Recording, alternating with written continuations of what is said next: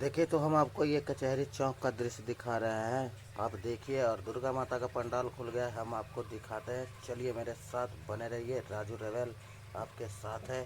जय माँ दुर्गा।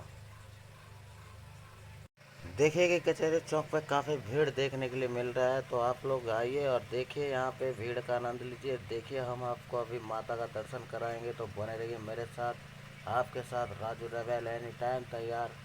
तो चलिए माते की तरफ। जय माता रानी।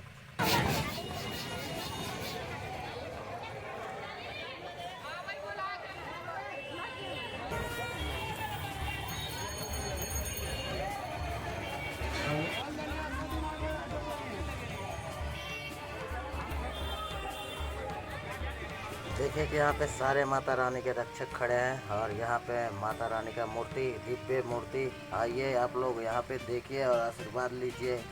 जय दुर्गा माँ, जय भवानी।